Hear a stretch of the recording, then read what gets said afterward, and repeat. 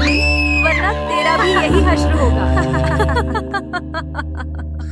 Willow creek की सड़कों पर वैलेंटाइन डे की रौनक छाई हुई थी।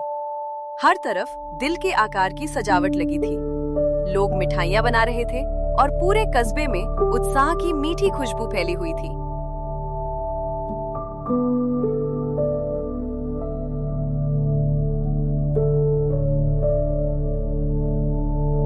इसी कस्बे में एक छोटी सी गिफ्ट शॉप थी, जहां कार्ड और छोटे छोटे तोहफे मिलते थे।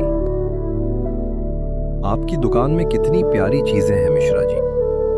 इन गिफ्ट्स को अगर मैं अपनी गर्लफ्रेंड को दूंगा तो वो जरूर खुश हो जाएगी। बिल्कुल भाई, तुम्हें जो अच्छा लगे ले लो। उसी दौरान मिस्टर शर्मा की नजर अलमारी में रखे एक कार्ड पर जाती है, जो देखने में बहुत ही सुंदर था। ऐसा कार्ड तो मैंने आज तक नहीं देखा। मिस्टर शर्मा उस कार्ड को अपनी डेस्क पर रख देते हैं।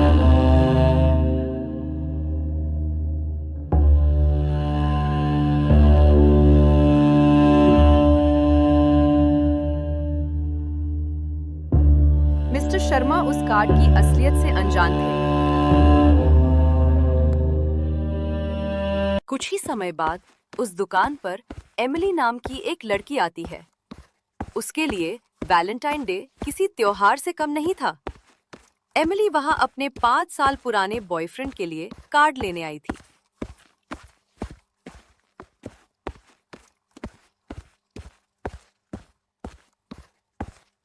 कौन सा खरीदूं? कुछ समझ ही नहीं आ रहा। तभी एमिली की नजर उस कार्ड पर पड़ती है। अरे, ऐसा कार्ड तो मैंने आज से पहले कभी नहीं देखा। कितना सुंदर लग रहा है। हाँ, सुंदर तो है। एमिली उस कार्ड को लेकर चली जाती है, पर उसे क्या पता था कि वह अपने साथ लव कार्ड नहीं, बल्कि एक श्रापित कार्ड ले जा रही है। एमिली के घर पहुंचने तक रात हो जाती है। एमिली उस कार्ड को अपने पास रखकर सो जाती है, लेकिन उसे बिल्कुल भी अंदाजा नहीं था कि वो क्या बला उठा लाई है। एमिली के सपने में वो देखती है कि उसका कमरा बदल गया है और तरह तरह की भूतिया आकृतियां उसे घेर रही हैं और बोल रही हैं, प्यार कभी मरता नहीं। प्यार कभी मरता नहीं। मरता नहीं। एमिली झटके से उठती है। हे भगवान, कैसा सपना था। तभी एमिली देखती है कि उसकी खिड़की पर कुछ मरे हुए पक्षी पड़े हैं और चारों तरफ खून लगा हुआ है। ये देखकर वो बुरी तरह डर जाती है। एमिली उस कार्ड को लेकर भागती है और अपनी दोस्त श्रेया के पास पहुंचती है। क्या हुआ एमिली? तुम इतनी घबराई हुई क्यों हो? और ये लव कार्ड किसके लिए है? तब एमिली उसे सारी बातें बताती है कि जब से उसने ये कार्ड खरीदा है, उसके साथ क्या-क्या हुआ है। तुम चिंता मत करो एमिली, मैं एक तांत्रिक बाबा को जानती हूँ। चलो, हम उनके पास चलकर इसके बारे में पता लगाते हैं। श्रेया और एमिली उस कार्ड को लेकर जंगल की ओर निकल जाती हैं।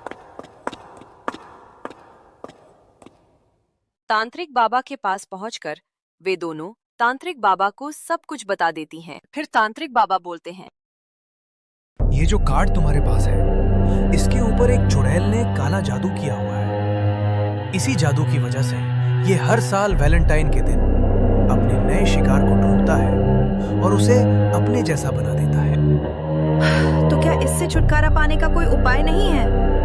है, लेकिन तुम इसे नष्ट नहीं कर सकते। इसके लिए तुम्हें कल रात वैलेंटाइन से एक दिन पहले जंगल के बीचों बीच इस कार्ड को रखकर मंत्र जाप करना होगा। ये कार्ड तुम्हें तरह तरह के दृश्य दिखाएगा। याद रखना, वे असली नहीं होंगे, चाहे वे कितने ही असली क्यों ना लगे। तुम्हें उन पर विश्वास नहीं करना है। अगर तुम बीच में उभी तो तुम्हारा प्रेमी मारा जाएगा और तुम भी। इतना सुनकर वे दोनों बहुत डर जाती हैं और बाबा को प्रणाम कर वहां से चली जाती हैं।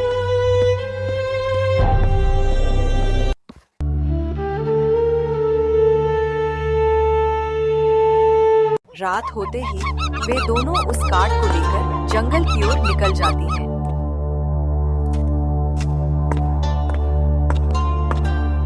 जंगल के बीचों बीच पहुंचकर एमिली श्रेया से कहती है, ये जंगल कितना डरावना लग रहा है। हाँ, डरावना तो है, पर तू डर मत। चल, अब अपना काम शुरू करते हैं, जो तांत्रिक बाबा ने कहा था। अब एमिली कार्ड को अपने सामने रखकर बैठ जाती है और श्रेया वहीं उसके पास खड़ी रहती है। तू डरना मत, चाहे कुछ भी हो जाए, मैं यही तेरे साथ हूँ। अब एमिली तांत्रिक का दिया गया मंत्र पढ़ने लगती है। कुछ ही देर में उस कार्ड पर लाल खून उभरने लगता है और एमिली को एक भयानक दृश्य दिखाई देता है। रुक जा एमिली, वरना तेरा भी यही हश्र होगा।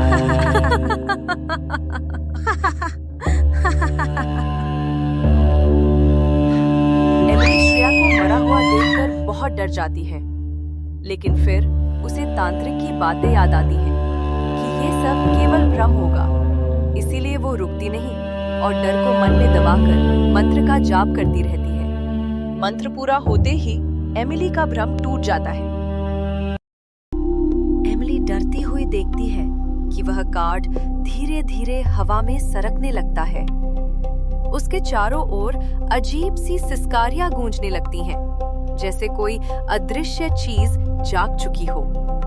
लेकिन सवाल अब भी बाकी था, क्या वह कार्ड सच में श्राप से मुक्त हो गया था? उस खौफनाक कार्ड से तो एमिली बच गई, पर अंधेरी रात में वह कार्ड फुसफुसाता हुआ अब अपने अगले शिकार की तलाश में निकल चुका था। कौन होगा कार्ड का अगला शिकार? जानने के लिए देखते रहिए कहानी वर्स।